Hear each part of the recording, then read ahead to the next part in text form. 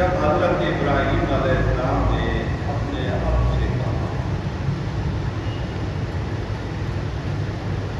تو صرف اب سے نہیں بلکہ انہوں نے اپنی قوم سے کہا، ایک طرف ان کے اب مخاطب تھے اور دوسری طرف ساتھ ساتھ تھے ان کی قوم نے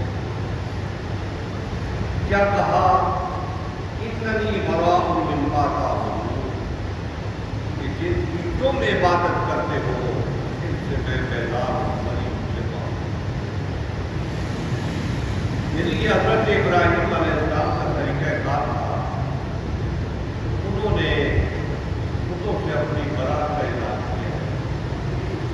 قریش مکہ بت پرستی کرتے ہیں، اگر یہ اس بات کے دعویدار ہیں کہ ہم حضرت ابراہیم علیہ السلام کی اولاد ہیں تو ان کی تعلیمات تو یہ تھی، ان کو بھی اس بات کو اختیار کرنا چاہیے۔ إِلَّا الَّذِي فَطَرَنِي فَإِنَّهُ سَيَهْدِينِ، دیکھیں ہاں وہ ہستی اور وہ ذات جس نے مجھے پیدا کیا اسی کی عبادت کو جائز سمجھتا ہوں، اس کے علاوہ کسی اور کی عبادت کو جائز نہیں مانتا اور ان سے بری ذمہ ہوں۔ فَإِنَّهُ سَيَهْدِينِ، تو جس نے مجھے پیدا کیا ہے اور وہ مجھے ہدایت دیتا ہے اور ہدایت کے راستے کوئی بتاتا ہے۔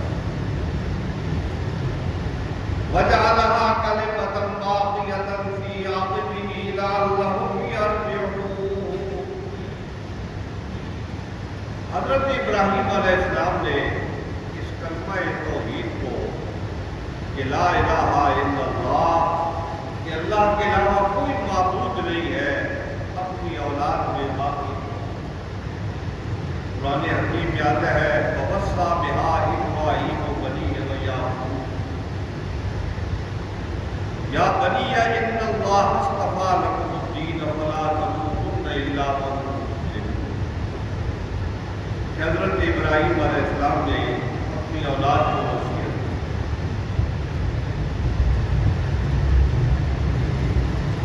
کی، ایک اللہ کی عبادت کرنی، کسی اور کی عبادت نہیں کرنی، انہوں نے وصیت کی۔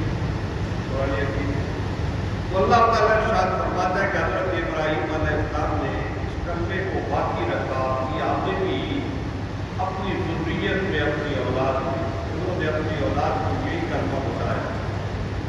اور لعلہم یرجعون، اللہ تعالیٰ ارشاد فرمایا اپنے کہ اے نبی آپ ان کو بتاؤ، ہو سکتا ہے کہ ان کا رجوع بھی حضرت ابراہیم علیہ السلام کی طرف ہو اور یہ حق کی طرف آئے۔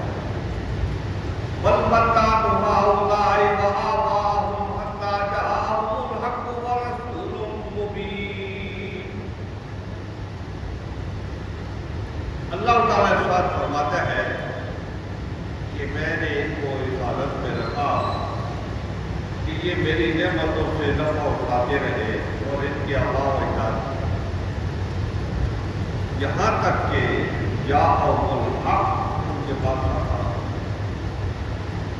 حق آ گیا، اور رسول مبین، اور رسول مبین کہ حضور اکرم صلی اللہ علیہ وسلم اللہ تعالیٰ کہ رسول ہونے کی بڑی واضح نشانی رکھتے ہیں، تو وہ رسول ان کے پاس آ گئے، تو جب حق بھی آ گیا اور رسول آ گئے، انہوں نے وہ کلمہ ان کو بتا دیا، تو اب ان کو چاہیے کہ یہ کلمے کو قبول کریں اور رسول وَلَمَّا جَاءَهُمُ الْحَقُّ قَالُوا هَذَا سِحْرٌ وَإِنَّا بِهِ كَافِرُونَ۔ حیرت کی بات یہ ہے کہ حضرت ابراہیم علیہ السلام کی تعلیمات کو لے کر جب یہ نبی ان کے پاس پہنچے تو انہوں نے کہا هَذَا سِحْرٌ، یہ تو جادو ہے، وَإِنَّا بِهِ كَافِرُونَ، ہم اس جادو کے منکر ہیں، ہم اس جادو کو نہیں مانتے۔ یعنی اسلام کو انہوں نے جادو قرار دے دیا اور جادو قرار دے کے اس کو قبول کرنے سے انکار کر۔ حیرت کی بات تو یہ ہے کہ یہ حضرت ابراہیم علیہ السلام کی تعلیمات ہے، تو جو حضرت ابراہیم علیہ السلام کی تعلیمات ہے انہیں یہ جادو کا کرشمہ قرار دے دیا۔ وَقَالُوا لَوْلَا نُزِّلَ هَٰذَا الْقُرْآنُ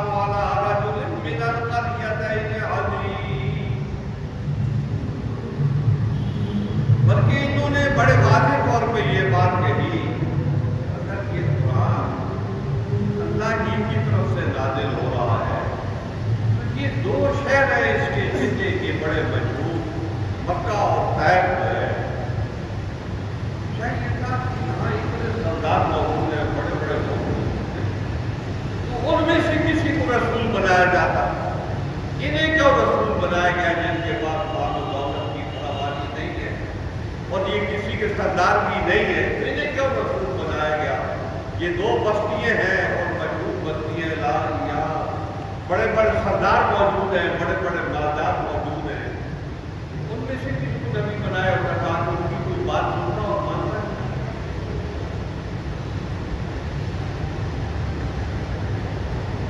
حضرات گرامی، یہ چھوٹا سا بندہ ہوتا ہے، بڑی بڑی کی باتیں کرتا ہے، یہ وہ والی بات ہے۔ تم اللہ کے نظام میں دخل دے سکتے ہو؟ اللہ جس کو چاہتا ہے رسول بناتا ہے، اس نے بنایا ہے جس کو چاہتا ہے، کیا اللہ تعالیٰ تم سے مشورہ کرے گا؟ تمہارے کہنے کے مطابق کسی کو رسول بنائے گا؟ اور تم یہ جو مال و دولت کو فوقیت دے رہے ہو نبوت پر، رسالت پر، تو تمہاری عقل ٹھکانے پہ ہے؟ نبوت اور رسالت کے سامنے اس دنیا کی دولت کو تم کیا سمجھو؟ کیا چیز ہے؟ کوئی چیز نہیں۔ اَهُمْ يَقْسِمُونَ رَحْمَتَ رَبِّكَ،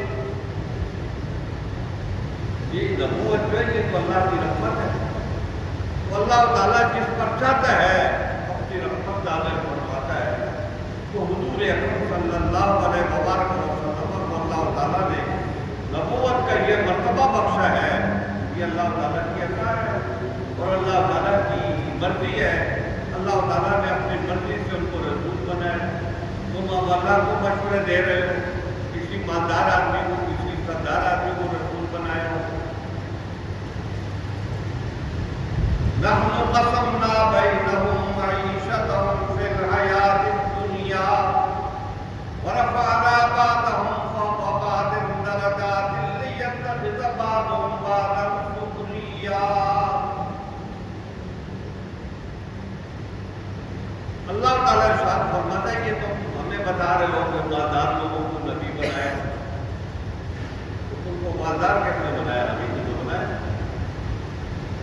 مال و دولت سے ہم نے ان کو سرفراز فرمایا۔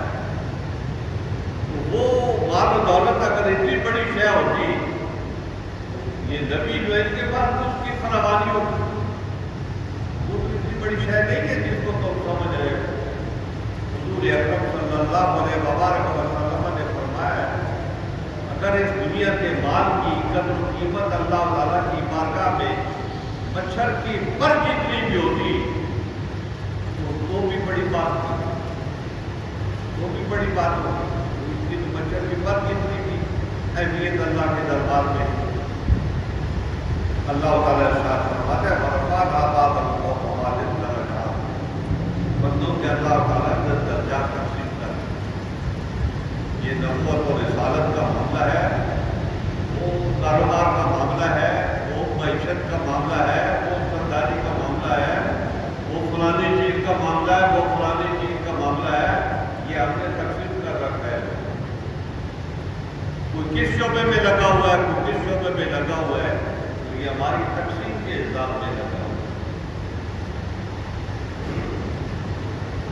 لیتخذ بعضهم بعضا سخریا، تاکہ بار بار سے یعنی ایک دوسرے سے شعبے سے یہ پیدا ہو کہ ایک شعبے میں محنت کر رہا ہے، دوسرا دوسرے شعبے میں محنت کر رہا ہے، کاشتکار زمین میں ہل چلاتا ہے، غلہ پیدا کرتا ہے، تو شہر کے لوگ جو ہے وہ ہل نہیں چلاتے، بنیادی کام غلہ پیدا کرنے کا ہے، تو یہ کاشتکار کرتا ہے۔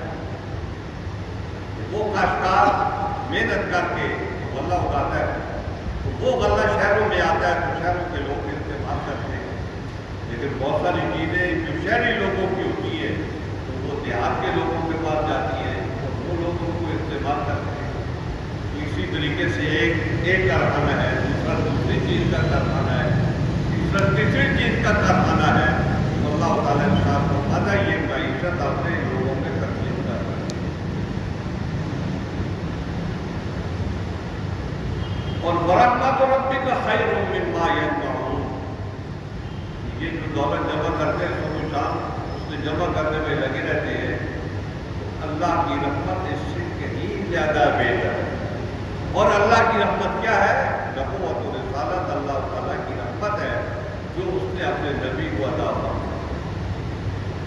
ولولا ان يكون الناس امة واحدة لجعلنا لمن يكفر بالرحمن لبيوت سقفا من فضة ومعارج عليها يظهرون.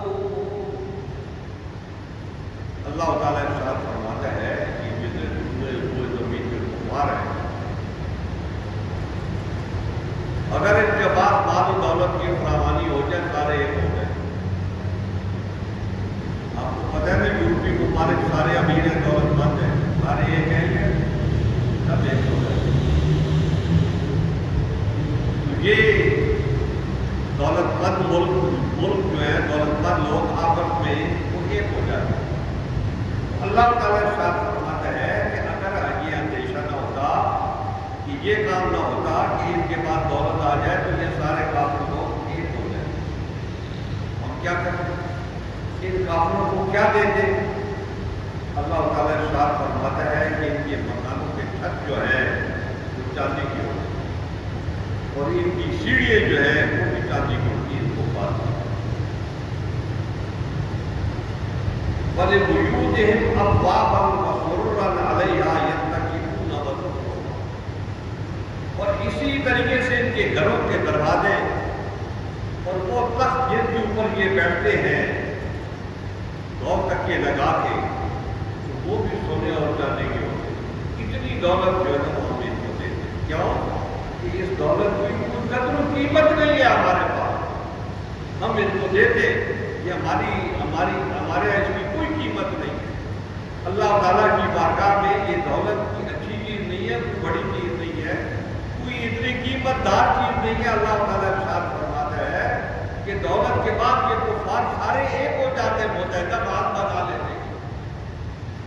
تو اس لیے ہم ان کو اتنی دولت نہیں دے رہے ہیں، ورنہ ہم ان کو اتنی دولت دیتے جتنی ابھی بھی آتی ہے. لیکن کل ذالک لما متاع الحیات الدنیا. اللہ تعالیٰ ارشاد فرماتا ہے کہ جتنی دولت کی باتیں میں نے کی، ان کے دروازے، ان کے گھر، ان کے چھت سارے سونے اور چاندی کے ہوتے ہیں. یہ ساری متاع دنیا ہے. یہ دنیا کی جو زندگی ہے یہ اس کا ساز و سامان ہے. اور والآخرۃ عند ربک للمتقین. یہ دنیا کا نظام ہے کہ کفار کے پاس دولت ہے اور تم ان کی دولت کو دیکھ کر ملول نہ ہو. امریکہ کے پاس پیسہ زیادہ ہے تو شاید وہ حق پر ہے، اللہ اس سے راضی ہے، تو ایسا نہیں ہے. اللہ کی رضا کی یہ نشانی نہیں ہے کہ بندہ دولت نہ دو، وہ اللہ اس سے راضی ہے. ہماری زبان میں بھی لوگ جب بات کرتے ہیں تو کہتے ہیں فلانا جو ہے بڑا خوشحال ہے، وہ جیب بھی اس کے پاس ہے، کارخانہ بھی اس کے پاس ہے، اور یہ مال و دولت ہے، اور اتنے لوگ اور چاکر ہے، اللہ اس سے راضی ہے. اور بھائی یہ اللہ کی رضا کی نشانی نہیں ہے. اگر یہ نشانی ہوتی تو اللہ فرعون سے راضی ہوتا. ان لوگوں سے اللہ تعالیٰ راضی ہے جو بڑے بڑے پیسے والے، جو بڑے بڑے اقتدار والے. اللہ ان سے راضی نہیں ہے. ان کے مقابلے میں جو لوگ ہیں اللہ تعالیٰ ان سے راضی. اللہ تعالیٰ حضرت موسیٰ علیہ السلام سے راضی ہے. فرعون جیسے دولت مند سے اللہ تعالیٰ راضی ہے. اللہ تعالیٰ ارشاد فرماتا ہے کہ والآخرۃ عند ربک. یہ دنیا کا ساز و سامان ان کے پاس ہے آج. کل جب آخرت ہوگی تو اس سے کہیں زیادہ جو ہے بہترین چیزیں ہم متقیوں کو عطا فرمائیں.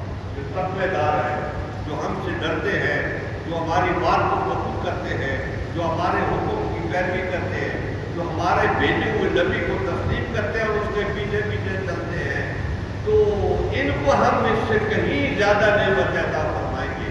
یہ مال و دولت دنیا کا ان کے سامنے پیش ہوگا. مطلب یہ ہے کہ اللہ تعالیٰ آخرت کو ترجیح دے رہا ہے، دنیا کو ترجیح نہیں دے رہا. لیکن اس وقت میں آپ جتنے لوگ ہیں ہم سارے دنیا ہی کو ترجیح دیتے ہیں. پیسے کو، دولت کو ہم سمجھتے ہیں کہ یہ بہت بڑی چیز ہے، اور اسی کے لیے ہم جھوٹ بولتے ہیں، دغا کرتے ہیں، فریب کرتے ہیں، چوریاں کرتے ہیں، ڈاکے ڈالتے ہیں، قتل و غارت دنیا کی دولت ہم حاصل کریں. تو اللہ تعالیٰ ارشاد فرماتا ہے یہ دنیا کی دولت کوئی معنی نہیں رکھتی، کوئی بڑی چیز نہیں ہے. تقویٰ بڑی چیز ہے. تو ہماری باتیں مانو اور پھر دیکھو کہ ہم تمہیں کس طریقے سے نوازتے ہیں. اللہ تعالیٰ ہمیں توفیق عطا فرمائے کہ ہم اس کے حقوق کو قبول کریں اور اس کے نبی سے محبت کریں اور ان کی پیروی کریں. اے اللہ ہمیں اس بات کی توفیق عطا فرمائے. اللهم بجاه نبيك المصطفى ورسولك المرتضى طهر قلوبنا من كل وصف يباعدنا عن مشاهدتك ومحبتك وأمتنا على سنتك الجماعة والشوق إلى لقائك يا ذا الجلال والإكرام. وصلى الله تعالى على خير خلقه محمد وآله وأصحابه أجمعين برحمتك يا